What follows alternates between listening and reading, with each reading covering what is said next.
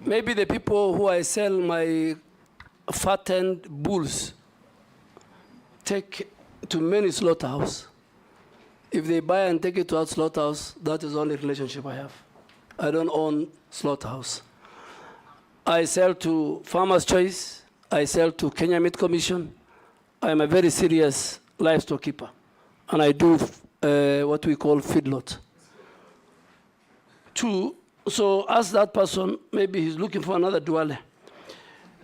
Let me answer about recruitment. I refuse to pick your call and many other people's calls because of corruption.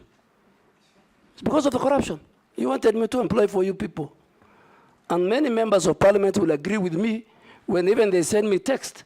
I said, please go to the nearest sub-county recruitment center. So I'm very sorry, Honorable Mercy, if I didn't pick your call, I was scared you'll ask me to recruit somebody for you.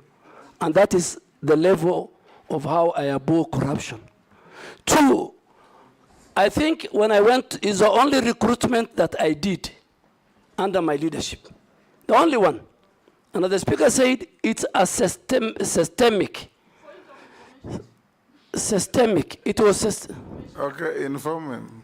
But Speaker, I must agree if I want to be informed. Okay, point of order. I remember the standing orders. I know. Point of order, Speaker. Let's hear her.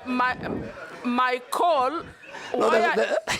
Honorable Speaker, I was calling the Honorable CS to seek clarification with respect to the concerns that were raised by my constituents, that those who were successful and had reported to the training camp were being chased away over flimsy reasons. And I think I can quote, one of my constituents was told that his testicles are not equal. That is why it's being dismissed or returned from the training camp. So I wanted to seek clarification from the CS to tell me what are the guidelines for one to be recruited. Somebody who is successful, he has already reported and is being chased away. I wanted it to secure that slot so that my constituents does not lose it as a representative of the people of Teso South. Mr. Speaker.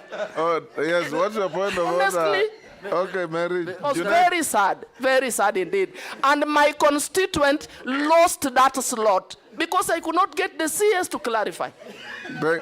We hear you. Yes. In fact, I had to look for a chairman of a committee to call the CS on my behalf because I thought, because I'm a small person, he can't pick mine. You are an He MP. actually picked, but I was not helped. I was not helped. I am speaking on behalf of the people of Teso South. Good. But you are vetting him on behalf of Kenyans.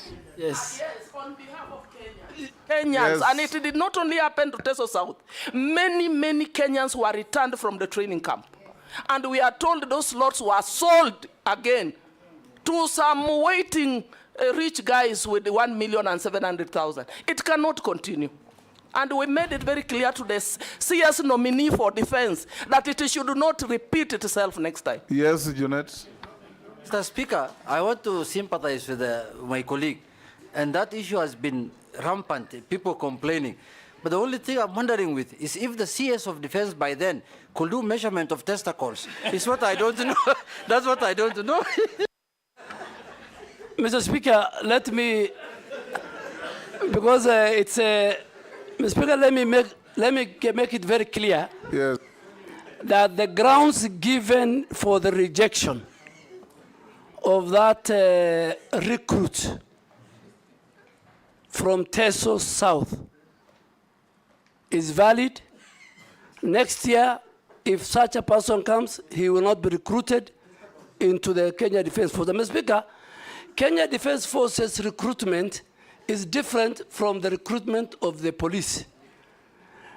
When people go are recruited at the sub-counties and they come, a very serious medical checks takes place.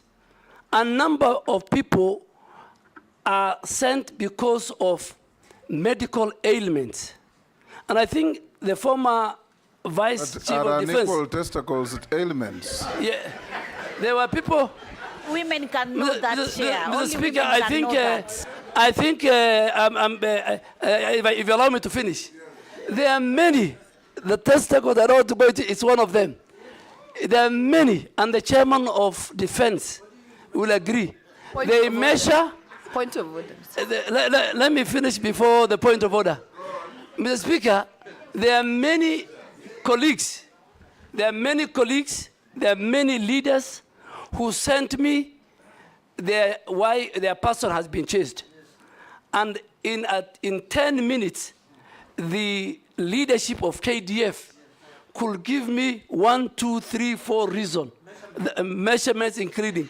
So, I am sure the next. Have women to assist them. Not only on this. So, Mr.